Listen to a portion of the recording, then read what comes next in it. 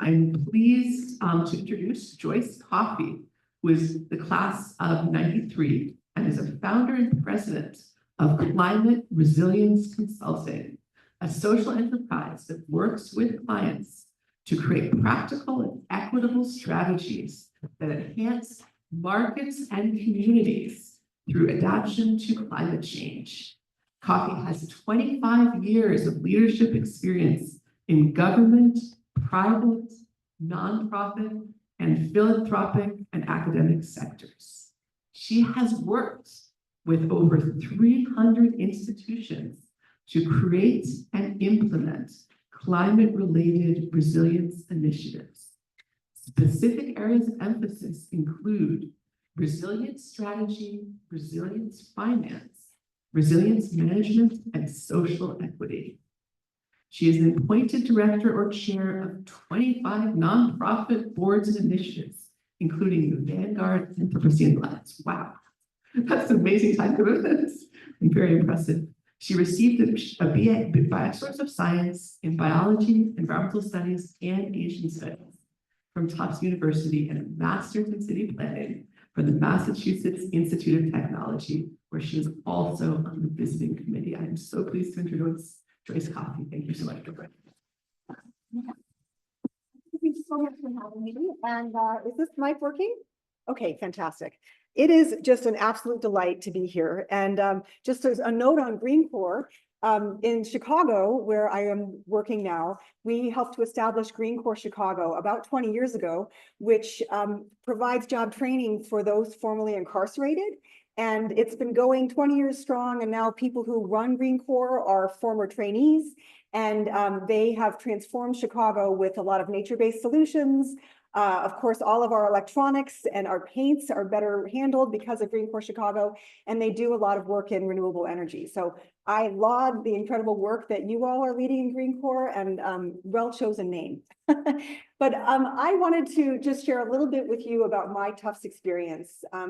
I graduated in '93 from Jackson, because at that time girls had a different graduate program than, graduate title than men did.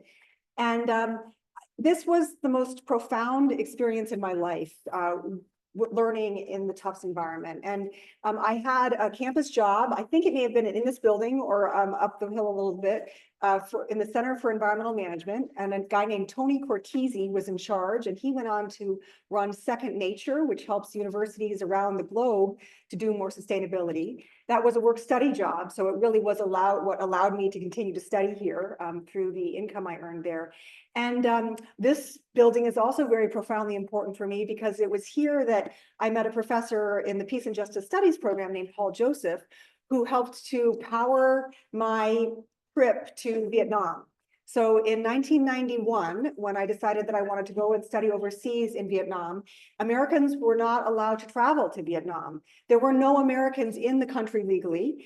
And by force of will, I made my way there. I was the only white person in the city of Hanoi, a city of 2 million people at the time. I turned 21 there in Vietnam. And as you can see from here where I'm walking next to Dr. Duc in Haiphong, I worked for the Haiphong sewage company while I was there. And so it really started me on my career, where at the time I was proud to say that shit was my business.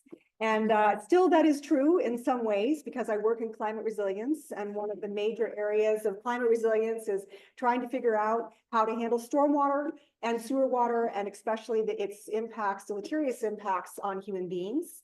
I'm also very pleased that at Tufts, I was exposed to some extraordinary professors. Dr. Francie Chu is no longer teaching, she's emeritus, but in her class, one of the classes of hers that I took, it was a writing intensive class. And so all of our test questions were, long form writing. I write every day, and every day I thank Dr. Chu, because it is so important to be able to relay my thinking and my work for my clients and my teams and the partners with whom I collaborate in a way that is clear. So science-based writing, which is proof of theorems, is at the foundation of all of that, even though much of my writing these days is, reports for practitioners or guides or toolkits or op-eds. So I really laud Dr. Chu for many things. She was a pioneer here, well ahead of her time, including the fact that she had a writing intensive program. Dr. Nickerson passed away. He was the head of the environmental studies program for years. And one thing I really am grateful for Dr. Nick is when I came back from Vietnam, I had been there informally. I was taking classes. That was the only way to be an American at the time in Vietnam, because they needed to keep tabs on me. You know, just like we felt as though Vietnam at the time was enemy territory, they were also quite unsure about the US. So in any case, when I came back from Vietnam, Dr. Nickerson took out his notary public stamp, because he seemed to have authority in many ways, and he stamped the transcript that I had from Hanoi, which was on this like little flimsy piece of, you know, weathered paper, and gave me, you know, my 5 credits or whatever it was that allowed me to take on Asian studies as a major. So, you know, Tufts was a place at that time, and I think still now, of a lot of creative inquiry. And it made sense that the head of the biology program, who was running environmental studies at the time, would think that it was okay for one of his students to get credit for studying Vietnamese and taking and working in a hospital in Vietnam and working on research in Vietnam. He thought that was fine. And I think, you know, Tufts allows that. There's a lot of openness and intersectionality in how Tufts appreciates and understands the world of work, and of course, the world of research and inquiry. And I also want to give a shout out to Dr. Elmore, who I know is still teaching here. It sounds as though he hasn't changed a bit. He's an iconoclast, a wizard, you know, plants are the world to him. And there was at the time a chance to go to an island off the coast of the Bahamas and do research.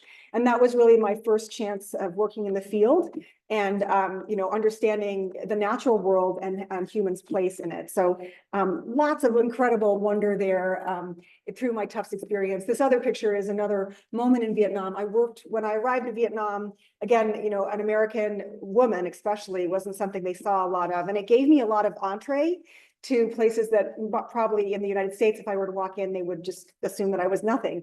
But I walked into the Heart Institute in the center of Hanoi, and a friend of my parents had been a soldier in Vietnam. That's really how in the 1990s, everyone thought about Vietnam, like it's a war, not a place that you go and work or study or travel.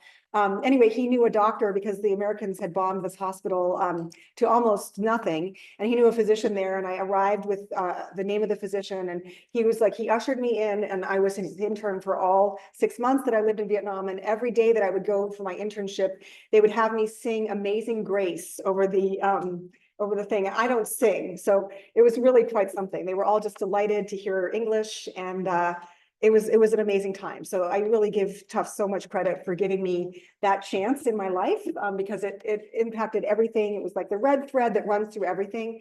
My sense of making sure that everything is not organized just for me as a white person of privilege. My sense that the natural world is something to really appreciate and in some ways fear and understand its changes. And my sense of like the ability to work alone and be very much an independent thinker. And all those things are really part of what I do every day now. So just to ground us now, thinking a little bit about the actual talks topic, which is about equitable climate resilience. I've mentioned a few of those elements already in terms of how that Tufts experience got me here, but I think it's important for us to acknowledge that I'm going to be talking today about the physical impacts of climate change. So heat and wildfire and flooding and landslides. And I'm going to be talking about those things in terms of how they intersect with other changes like aging infrastructure, deferred maintenance, changing technology, and unsustainable land use. And I'm going to put a little point on unsustainable land use because I'm going to come back to that when we think a little bit about the call to action. I see many people in the audience today who are likely, you know, in the early stages of making choices about their careers. And maybe I could just pause for a moment and ask, how many of you plan to work in areas that focus on human health and well-being? Or maybe you're already working in those areas or studying in those areas. Okay, and how many of you plan to work in areas that focus on non-human natural systems? Primarily. Okay, fantastic. And how many of you plan to take in or are already working in the private sector? Okay, not many. And how about how many of you plan to work in government? Okay, a few more. And how about nonprofits? Even more, fantastic. And what about how many of you planning to do work in at the university, in the academy? A sprinkling. Okay, so the nonprofit might be the majority here. I'm from Chicago, so I used to say you can vote early and often, but then, you know, January 6th happened and there was so much question. I tend not to say that any longer, but in Chicago, you may know we've had our issues with voting, and I'm really grateful that you are all thinking in terms of the future intersections between, you know, human and natural systems. And I think that becomes particularly important when we think about climate adaptation. So, you know, we need to remind ourselves where we are on the trajectory of climate change impacts and think about what adaptation means given that trajectory. So adaptation needs to happen at the gap between our commonly understood safe carbon dioxide levels in the atmosphere and the trajectory that we're on, which is an extraordinarily unsafe level of carbon dioxide in the atmosphere. And so the adaptation challenge gets bigger every year because every year our greenhouse gas emissions grow. And of course, we are already facing extreme impacts from climate change. So, you know, I'll just put out a few of these here that are specific to the economic implications. I hear that many of you in environmental studies are have an interest in economics and the intersectionality between or intersection between economics and environmental studies. How many people have an economic class right now or are interested in economics? Just a few of you, okay, but that's great. So just for as an example, you know, Pacific Gas and Electric is the first recorded bankruptcy of a major firm due to climate risk. You know, they failed after wildfires in California. It was $30 billion. That was what was at stake from their impact. In fact, in 2020, global losses from natural disaster crested over $200 billion. And insured losses were 82 billion. And you know that these are undercounted, right? Because when we're talking about dollars, the people who are most impacted have very low wealth. So what we could be looking at here would be actually more like human life, but those numbers are not well understood because human life is generally in our economic system not counted as prevalently as human life is in terms of its value. So we also know that over $230 billion of residential property in the US is at risk due to flooding, and we continue to build in the riskiest flood-prone areas. And in 2030, heat stress could cause global productivity losses equivalent to 80 million full-time jobs. What those productivity losses mean are people dying, and people also having morbidity due to extreme heat. They also mean that fewer babies are born, healthy babies are born, maternal health is affected. So, you know, there are some very real numbers that come with the climate crisis and climate disruption. I like to think about climate change through a variety of different vectors, climate change resilience in particular, because it is a very multidisciplinary work. So for instance, climate change has profound impacts on health. And of course, I mentioned already extreme heat mortality. That one is pretty well understood. Climate change is the biggest killer from climate change is heat, even though what we read in the papers is more about coastal storms. What we don't read in the paper are the number of people who present at the emergency room or the morgue due to extreme heat. Of course, there are other things that have a major impact on health, including malnutrition and diarrheal disease. I mentioned earlier, shit is my business, or was at the time. You know, diarrheal disease increases when you have flooding that transfers waste into people's home environment or onto their food. And of course, malnutrition due to droughts. The Sahel is currently in the midst of a multi-year catastrophic drought that is already affecting many families, and especially their migration, which leads to civil risks, civil conflict, another huge public health impact, wars. And of course, the other one that isn't on here so much, this comes from the Center for Disease Control, is trauma from climate change events. I don't know, have any of you had your basements flooded or otherwise been impacted by climate change? So it's like, it's a real bummer. It's a lot of cost. It means that you have to miss work if your parents would miss work. And when that happens repeatedly, especially if you're a single parent, let's say, or you're a renter and your landlord won't clean up, or you're asthmatic and the mold that comes from the flooding, those have profound impacts that actually never leave. It's particularly traumatic if you have other traumas, for instance, from the racial violence that being in a brown body in the United States creates for many people. So anyway, there's a lot of health impacts, but some people don't really get their jam on that. So I just wanted to also mention that wildfire, something that we don't think about quite as much here in Medford or, you know, kind of the more moist Northeast, but is very much on people's minds in the western part of the United States.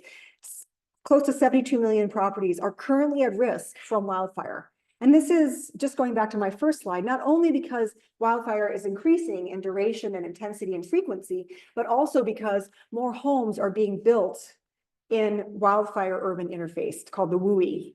So we're like, our environmental questions relate a lot to our land use and to the growth of our economy. We also, of course, have many properties that are affected by flooding. And I want to just call out, like anyone who said that they had been affected by flooding already, it might be that you were affected by a coastal storm, or maybe you were affected by river flooding. But also in places like Boston or Chicago or any other, you know, city that's been around for over 100 years, we have a lot of combined sewer overflows. So that's flooding of sewage combined with stormwater that might come up into your basement or onto your streets. It's much better on your streets, by the way. Vote for policies that allow for flooded streets, because it does save like basements, even though people don't understand it quite that way. So flooding is multifaceted. So that's just a kind of quick overview of what some of the risks are that we're facing. I think it's also really important now to understand that those risks are not meted out equally. So there are people in the United States and around the world that face disproportionate risks. And I think this is no surprise to people at Tufts. I was just looking through some of the, you know, how you present yourself on the website. And I am just absolutely delighted to see that the word equity and climate are typically in the same sentence.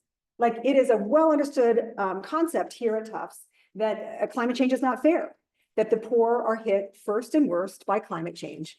And that's true around the world, it's true in the United States. And I'll just point out that it's not just the poor, but it's especially when poverty intersects with your age and with your race. The racial point is really important. It's not just because having brown skin makes you more vulnerable. It's that all the policies, our racist policies from the past and today, perpetuate problems because people who are, like, for instance, redlining is still with us, even though the last redlining policy ended in the 1980s, not that long ago. You know, families live multi-generationally in those places. And redlining essentially put people in the most marginal places where it floods more often, or where it's very, very hot, or where they don't have access to public health.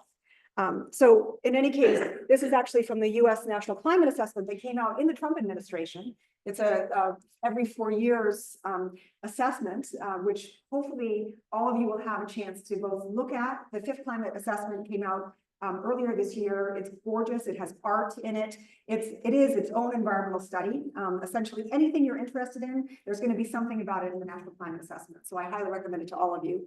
But I think it's really important for us to ground ourselves in an understanding of what disproportionate risk looks like, because it's so much easier for me to do my job for people that look like me, you know, middle-income white people. But the bottom line is that that's the hardest work. The hardest work is, I'm sorry, that is not the hardest work. The hardest work is for those who live in substandard housing.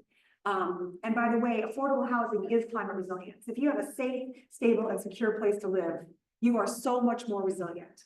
So any of you that are studying policy or who plan to do work in economics, or who are interested in some of the social issues of the environment, might consider how affordable housing does in fact make it possible for people who have lower income to survive and thrive even in a climate change era, which, by the way, is the whole purpose of our social enterprise at Climate Resilience Consulting. So I'm not going to go through all of these, but just to keep in mind that you have both the hazard of climate change, my first slide, you know, heat, wildfire, flooding, and then you have the vulnerability and exposure. Vulnerability having to do with the different types of people, you know, for instance, pregnant women, or the very young, or the very old, or people who take certain medicines, whether they're prescribed or otherwise, are much more vulnerable to extreme heat. And people who live in houses that were built before 1970 are more exposed to hazards. So you can see exposure being about the physical environment, vulnerability being about the human, individual, and hazards, how those things can intersect. So I think that's a really interesting way to approach climate change resilience, is to think about hazards along with exposure, along with vulnerability. And if we're talking about vulnerability, we have to remember the root causes of vulnerability in the US. And so many of those things relate to race. Our racial segregation, I come from Chicago. I wasn't born there, but I've lived there for over 20 years. It's one of the most segregated cities in the United States. And it shows in our climate risk, where in 1995, when I was just getting started there, over 750 souls were lost, all of them Black and brown, during an extreme heat event through a complete failure of government. We let people die in their homes from heat when our electric grid went down. And, so racial segregation, huge, income inequality, neighborhood violence and crime, but which, by the way, goes up extremely in heat situations, as does civil conflict. So anyway, just keeping in mind the social factors are actually a bigger issue than the biological factors. So the physical sciences somewhat take a back seat to the social sciences when we're talking about climate resilience. And one of the reasons why I entered into the field of climate resilience is because I think it is so exciting, focused on human well-being. And when we're talking about greenhouse gas reduction, the metric ton of carbon dioxide equivalent is extraordinarily elegant. It's so satisfying. It's like we can put PV panels on some of the buildings on campus, and we can count the metric tons of carbon dioxide equivalent that we are avoiding from entering the atmosphere. But when we're talking about climate resilience, what is it we're talking about? We're talking about someone being able to survive and thrive. And like that measure is extraordinarily complex. It's different in Cambridge than it is in Medford. And the basket of things that we're counting are very, very different. And one of the ways that we understand the differences there is we think about how we make climate change resilience part of everything that we do. I was just mentioning to one of your classmates earlier that one way I tend to think about my work is the way that when you open a fortune cookie, you read the fortune and then you say something like in bed, right? Or there's always some add-on to the fortune cookie. For me, everything that I do is asking the question, and what about climate change? What about the future impacts of climate change how I think about what I'm doing today? Because climate change is the change challenge of our era. And that is one of the reasons why I think the environmental studies program at Tufts is so important, because Tufts doesn't shy away from the idea of change being something that we lean into. Change means that the future looks a lot different than our past. It means that we are basing our work on scenarios and predictions, not only on history. It means that we're assuming that the future is going to look different, and we better sure make it look different and better for people who are especially disproportionately impacted. So I really love the change challenge, and I appreciate that in the work of the change challenge, if we simply mainstream climate change resilience, what I just said before, which is to say, everything I'm working on, how will climate change make it different? And then how does that change my behavior? That's not enough. Because mainstreaming is really important, but it's only when we start to transform systems that we actually begin to shrink that distance between the red line on my first slide and the blue line at the top.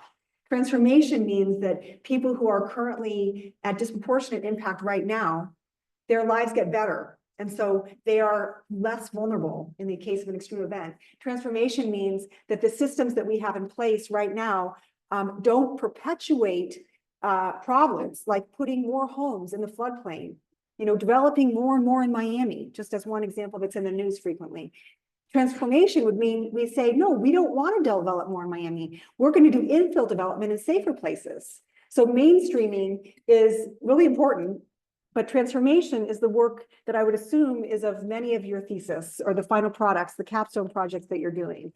Like, how can we shake it up so that the future does, in fact, make it easier and better for everyone, and especially for those who have less right now. I just wanted to point out that although I really am constantly, flogging the idea of equitable climate resilience as being the only way to produce a future that we can all feel good about. For your future and for that of, any children that you may choose to have. There are many, many who are working at Equitable Climate Resilience, and I really encourage you to bring this to your work in your classes and so on. And there are also some great tools. The EPA has an environmental justice screening tool, super easy to use, honestly, controversial. Because it does in fact pinpoint particular places and says these people are more vulnerable. And what we know about economics is that places where there are more vulnerable people, money flees. It doesn't work the way that it should. Economics should say if there is a vulnerable population, we're going to help them. But what economics actually says is if there's money, we're going to go there. So I think it's really important that when you look at things like the environmental justice screening tool, you ask the question, how does this overlay with economics? And how could I transform that system so that these vulnerable people actually have more access to resources, jobs, healthcare, schools, safe, secure, stable housing?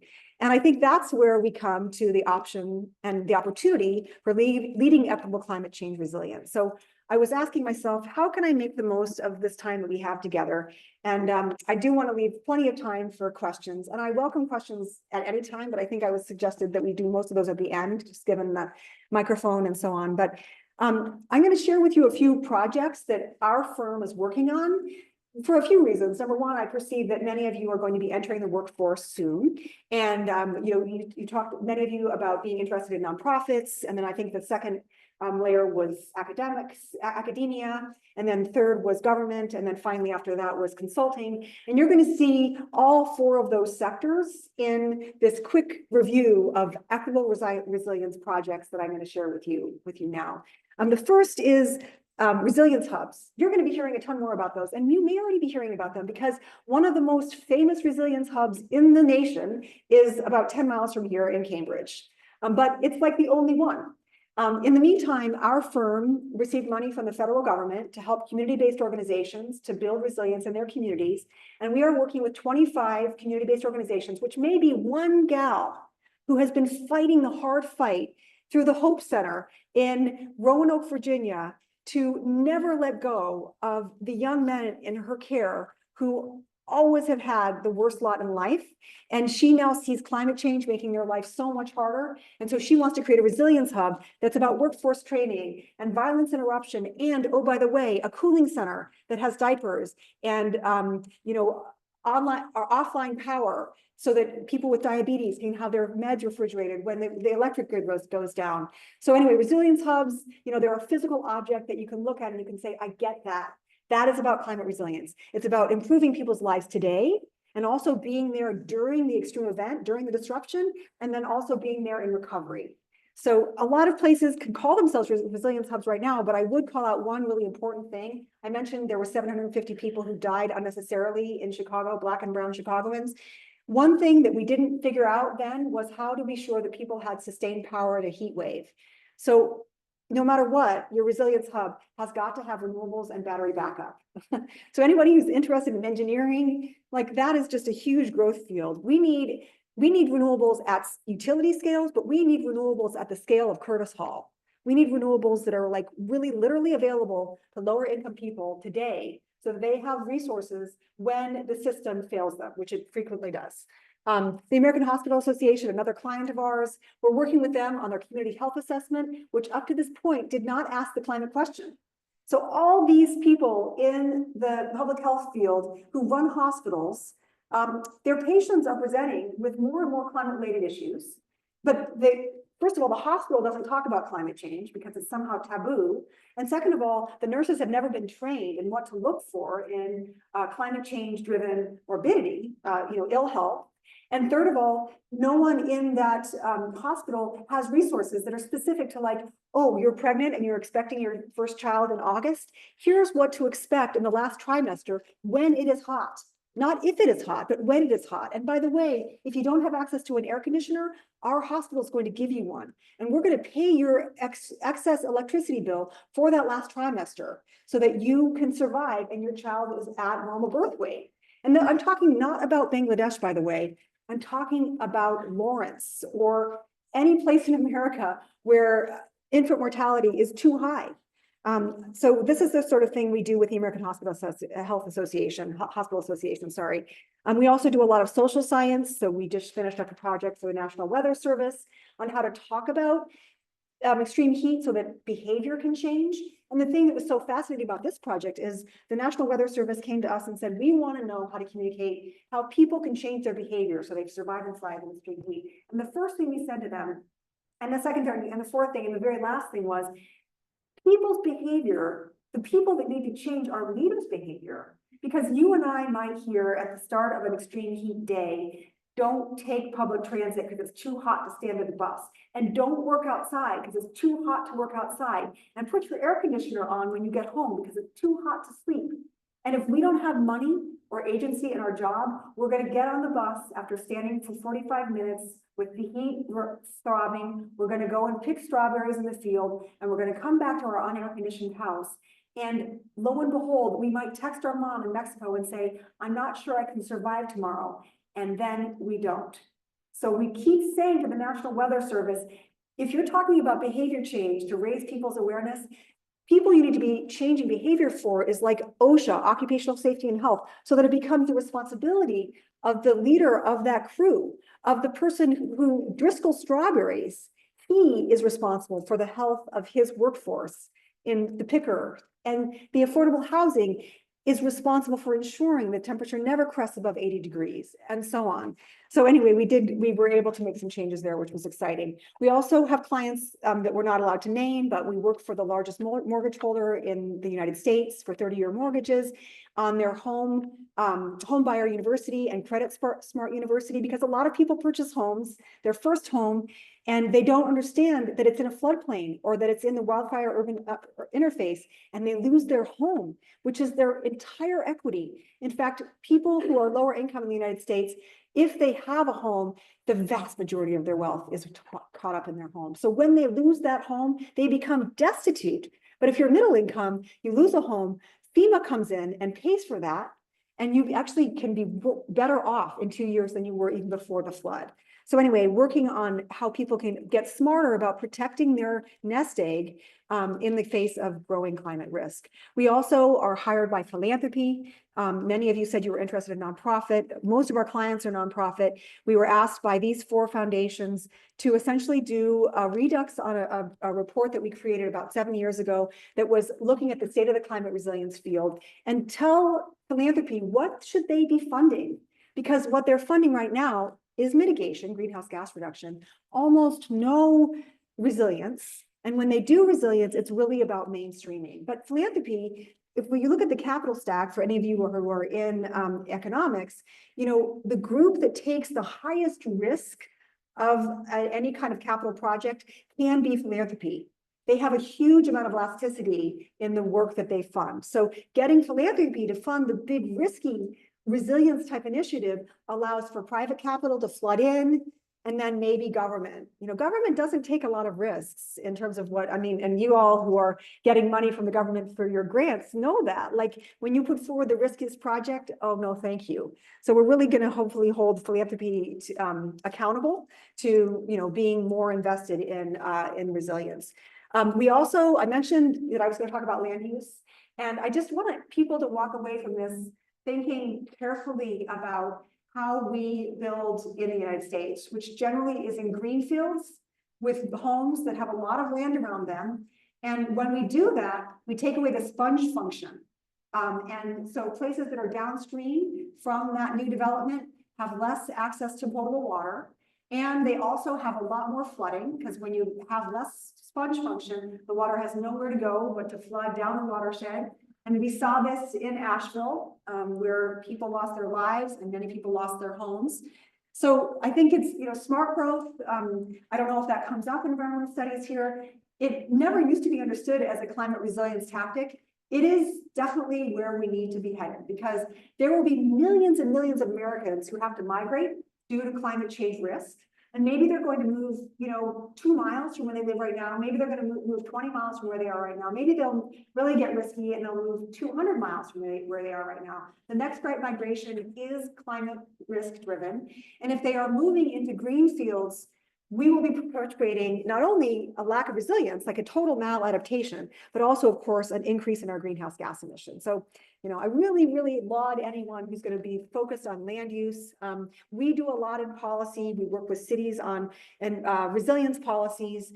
We are doing work right now in the transportation sector. And I'm not going to spend too much more time on these because I think, we want to get to the Q&A, and I see that we have about 15 minutes left. But I also did want to point out, since I hear that many of you are interested in finance, that resilience projects have one major problem with them, and that is that generally their cost-benefit analysis is tougher to show positive. So you want a CBA of 1 or greater. That's what means that people will invest in you, including the federal government, by the way. FEMA, the Federal Emergency Management Agency, will only invest in projects that have a CBA that's greater than 1. Well, that's problematic for a couple of reasons. I mentioned at the very beginning of my remarks that people who are poor are not counted in that $250 billion loss figure in 2020 because we only look at dollar value. So that's one reason why CBAs are a little bit torqued. They're looking at wealth in terms of like the value of a person's home. They're saying if you are a new home buyer, white home buyer, and you just bought a multi-million-dollar home, your cost-benefit analysis is greater than 1, then this multi-generational Black family who owns a home that is worth less than they purchased it for because it's in this floodplain. And so FEMA's money is going to trail after the high net worth home because that's how the CBA works, right? The other thing that's wrong with our CBAs, our cost benefit analysis, is that we don't count for avoided loss. Just like you don't read about avoided loss, but that's what resilience is. We're talking about avoiding people losing their life, avoiding people getting sick, avoiding people losing their homes, avoiding people having to migrate.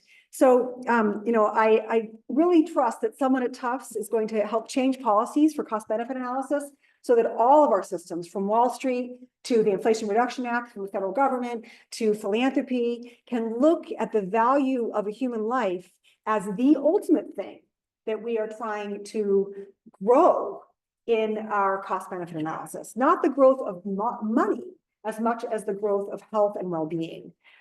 So I'm going to just end with a call to action here. I think hopefully you've understood that climate resilience has many opportunities.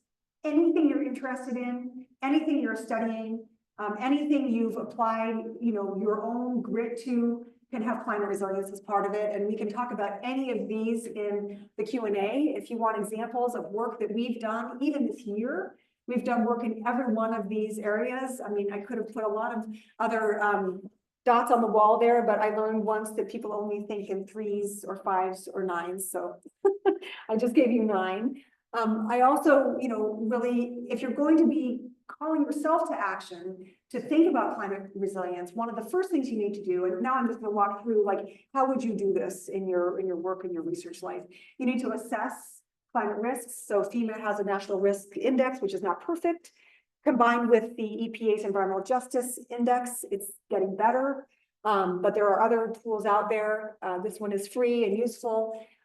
So, do your own risk assessment. There are other places like riskfactor.com. If you or anyone you love is planning to buy a property in the next day or next year or next decade, be sure that they look at riskfactor.com or even at realtor.com and think about the flood impacts on their land. People don't do that still, and they're buying homes that then could be wiped away very easily in the 1 in 100 year flood that now happens every 10 years, as one example. So anyway, the loss of indices for how you do your risk assessment. You can also include resilience in your return on investment. And I just spent quite a few minutes talking about the CBA, cost benefit analysis. But just to keep in mind that even the federal government in 2019, during the Trump administration, NIBS, which is a federal government agency or sort of task force, says that you can earn $11 for every dollar you invest in climate resilience. That is an incredible payback. And now the data are even clearer that 11 to 1 is true for almost any investment you can make. And unfortunately, because risks are growing so much every day, this return on investment is getting higher. By which I mean that if you invest in resilience today, because the impacts are so much greater, your payback will be more for your resilience investment. So you're on the right side of history if every decision you make has resilience at its core. Another thing you can do is to play with climate resilience choices. Like, we are talking here almost exclusively about future scenario prediction-based work, which as scientists, you are so well suited to, whether you're social science or physical science. So play with these choices. What does it look like if Medford does something differently in my lifetime? Or what does it look like if I want to go and study in Dhaka and they're changing things, which they are, by the way, they are resilience pioneers. They have saved many lives through small and large actions that have been taken at the federal level, the sub-sovereign level, like cities, and a lot of nonprofits. Some of the best work coming out of non-northern places. So look to them for when you want to think about what are your tools and what kind of things are in your sandbox to play with. And then actually go out and do those things, and work especially on systemic change. Think about what it means when you have a new development today that's supposedly going to be around for 60 to 100 years. That gets us through 2100. And anyone who studies climate, you know 2100 is a sort of fatal time. We're all talking about in 2100 in Boston, there will be between 5 and 6 feet of sea level rise. Well, okay, then don't make choices now that are going to be impacted by that. I mean, when you fly into Boston, you see all that development along the shore. What? That's our taxpayer dollars recovering that property over and over and over again. And by the way, 2100, a lot of things that we're saying are going to happen in 2100 or in 2030, which is a big net zero target, they're happening today. You know, unprecedented levels of risk. So get ahead of it with better choices about long-term investments, infrastructure investments, land use investments. And, you know, think about the low-hanging fruit, which is the mainstreaming of the work. And then think about the higher cost transformative work. Not that all transformative work has to be higher cost. Most transformative work has to be higher courage, not higher cost. So, you know, think about how are you going to bring courage. And consider, by the way, before I get more on the courage point, about how climate change impacts your greenhouse gas reduction work. I mean, sometimes when I start a presentation, I ask, like, how many of you work or think about greenhouse gas reduction or climate mitigation? And it's the vast majority of people in the room. How many people think about adaptation? Nobody. But I mean, if you're working in climate change mitigation, in renewables, you better know that wind speeds are changing, and the intensity and duration of wind is changing, and you know, extreme events are taking out utility scale solar and making it a lot harder to maintain it. So thinking about those, when I said, you know, climate action, the first thing I had 2 slides on assessment of risk. Please, if you're in the mitigation field, think about how your investment is impacted by today and tomorrow's climate change. And finally, activating hope. I talked about courage a moment ago, and I will say that every day I cannot unknow what I know. And I told you at the beginning, it is tough and getting tougher. And for the population that I care most about, which are Black and brown, lower income Americans, it is horrible. I'm telling you, this is not okay. And yet I feel very hopeful. And I have to bring that hope and joy to my day every day. And I think that you as leaders in the environmental space are going to need to bring hope every day to yourself and your colleagues. So whatever resources Tufts has on campus to help you know how to go inside and bring hope to yourself and then spread that around, I mean, that is profoundly important for any climate change resilience professional, which I'm just going to crown all of you as climate resilience professionals, because as I said, everything in your work life is going to have to be focused in some way, shape, or form on the resilient future. And I think that if it's going to be focused on resilience, it also should be focused on equity. So as a white person, someone who embodies a white body, I have to ask myself, how do I do that? And I know that I fail at it all the time. I'm on the path to becoming a better equity practitioner, but I do have some tools that I've, you know, really thought through carefully with colleagues, social scientists, and other leaders. And I do think, by the way, that white leaders really need to show up. Equity is our business. If you do not inhabit a white body, you have a lot of other things that you have to work on, including your career in other spaces. So we need to bring our energy to collective visioning of a dignified future, having the grace to be able to move out of harm's way, not being forced to move by repeated loss. You know, people with money, they have that dignified exit. If you don't have it, it's not so graceful and it's very traumatic. Anyway, a lot of collectivity, a lot of sharing, a lot of co-creation of solutions, and then finally targeting resources to create resilience benefits in underserved communities. Because I mentioned earlier, it is a lot easier to do work for wealthy communities and with wealthy people. It is much more work to be prepared for and do work for those who are underserved because society has not provided the kind of opportunities that it should have. So I'm really excited that all of you are willing to join me today, and I'm hoping we can spend the next 10 or 15 minutes question and answer. And eager for your comments as well, your suggestions.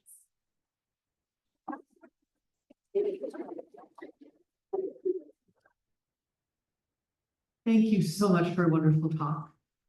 Because of our colleagues online, if you have a question, please raise your hand. I might come and bring you a microphone.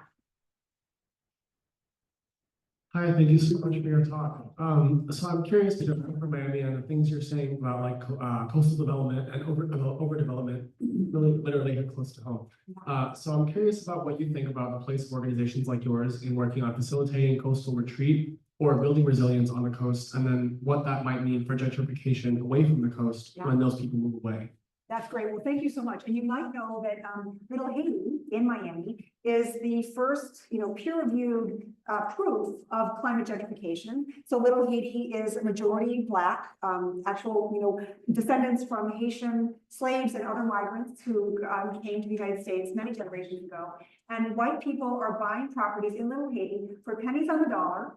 And people who live there, this was, maybe 10 years ago when this began to happen, they were not aware that, their property was worth more than $30,000. And now they have $30,000 in their pocket and no place within 30 miles of their work that they can afford. And that person who bought that $30,000 home is now living on probably $1.5 million in just like 2 or 3 years. So anyway, it is a real issue, and Miami is at the front line. I will say that Miami-Dade County, if I could just expand a little bit, is doing some extraordinary things, especially on extreme heat. They have focused on your Mayor Cava is she has made an extreme heat officer. They have a ton of work with non-native English speakers, migrant populations, especially undocumented, to help them survive because there's so much construction going on, which gets to the heart of your question. So why in the heck is Miami booming when, as we just, as many of you might appreciate, it's really in at the heart of risk, including because the Gulf Coast waters are so much hotter. I didn't talk much about the natural world today, and I apologize to all of you who are mostly focused on that. That coastal water is ruining coral reefs, but it also, as we know, hot water expands. And so the rise of sea level in Miami at that crunch point on the Gulf there is much greater than the physical sciences initially predicted, that climate science initially predicted. The quest for migration in Miami is several-fold. First of all, most developers have a 1-year to maybe 36-month trajectory on their finances. And so their return on investment is immediate. They're going to get Russian wealth, Chinese wealth, Cuban, wealth, or Latin wealth, and they're making really important decisions for that 36 months. People who purchase that property are then left holding the bag, because obviously they hold the risk for the 30 years of their mortgage, or if they bought it without a mortgage, they don't even have to have flood insurance. So the quest for migration in Miami, Catalyst Miami is a nonprofit in the city that's doing extraordinary work, including helping people see, look, you can live here through the end of your mother's life. She's in her 80s. You can stay in the home you're in now. You can live here through your son's high school graduation. But for the next generation, or for even next 5 years, you do need to be thinking about a new place to live. And especially if you're poor, that is true. Now, I just finished an affordable housing project in Miami, and the affordable housing is in the floodplain. The bottom line is we are still going to be investing in affordable housing if it's in very risky places, because where else do they have to go? So the policy needs to be Miami, Miami-Dade, state of Florida, and ultimately the migration policy, if you ask me, needs to be federal. because, you know, tax base goes so far down when people migrate. I mean, just look at southern Louisiana. So cities don't want their people to migrate, so the federal government needs to come into to play there. Anyway, I'm sure you have your own answer to that question, and maybe afterwards we can talk a little more about it. Thank you. Was there another question over here? Yeah.